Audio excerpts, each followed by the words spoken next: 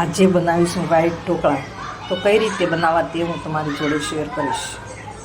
મેં આ ચોખા દળી અને ખીરું તૈયાર કર્યું છે. તો એક બાઉલ આપણે ગેસ ઉપર મૂકી દીધું છે અને એમાં પાણી ગરમ થવા મૂકી દીધું છે. આપણે આ એક ડીશ લઈશું પાણી ગરમ થાય ત્યાં સુધીમાં, અને આપણે ડીશને ગ્રીસ કરી લઈશું.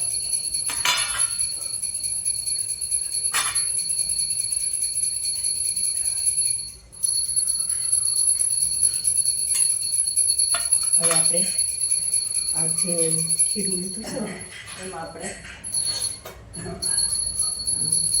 સ્વાદ મુજબ મીઠું નાખીશું અને તેલ નાખીશું. તેલ નાખવાથી ઢોકળા સોફ્ટ બને છે. આ મિક્સ કરી લઈશું.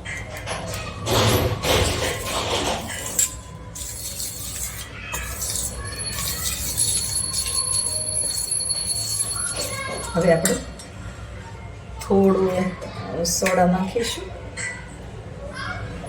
ચપટીમાં લઈ, અને ગરમ પાણી છે ને એ નાખીશું એટલે આપણે સોડા એક્ટિવેટ થઈ જાય.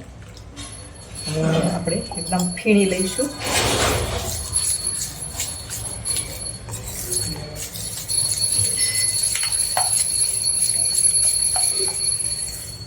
હવે આપણે પાણી ગરમ થઈ ગયું છે અને આપણે એમાં ડીશ મૂકી દઈશું. હવે આપણે એમાં બેટર નાખી દઈશું.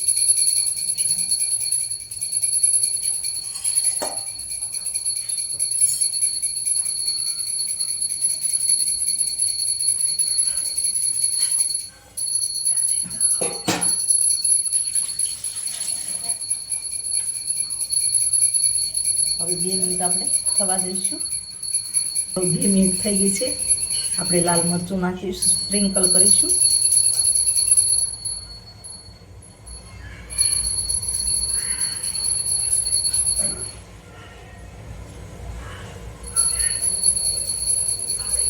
આ રીતે હવે 7 થી 8 મિનિટ સુધી આપણે ઢાંકીને થવા દઈશું.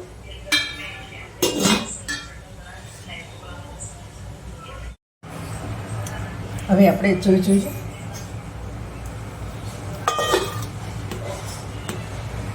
તો હવે આપણા ઢોકળા ચડી ગયા છે. તો આપણા વ્હાઈટ ઢોકળા બનીને તૈયાર છે. તો હવે આપણે ગેસ બંધ કરી દઈએ અને આપણે ડીશમાંથી કાઢી લઈએ. પછી સર્વ કરીશું આપણે. હવે આપણા ઢોકળા બનીને તૈયાર છે, વ્હાઈટ ઢોકળા. આપણે તેલ લગાવ્યું છે આપણે બ્રશને, અને આપણે બ્રશથી આ રીતે ગ્રીસ કરી લઈશું ઢોકળાને, એટલે એકદમ સોફ્ટ જેવા લાગે.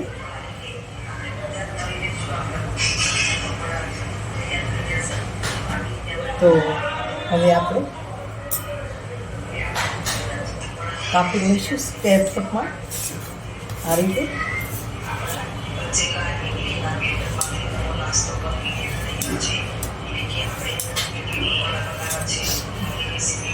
તો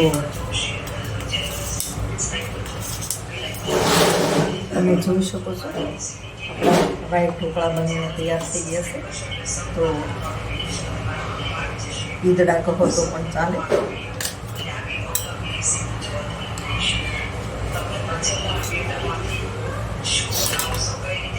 તો તમે જોઈ શકો છો આપણા વ્હાઈટ ઢોકળા બનીને મસ્ત થઈ ગયા છે. તો હવે આપણે ચટણી સાથે સર્વ કરીશું, લસણની ચટણી સાથે.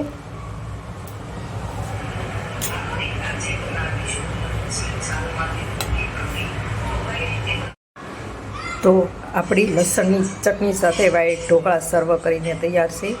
તો મારી રેસીપી ગમે તો લાઈક કરજો, શેર કરજો, ચેનલને સબસ્ક્રાઈબ કરજો, બેલ આઇકોન દબાવવાનું ભૂલતા નહીં, અને કમેન્ટમાં લખજો મારી રેસીપી કેવી લાગી.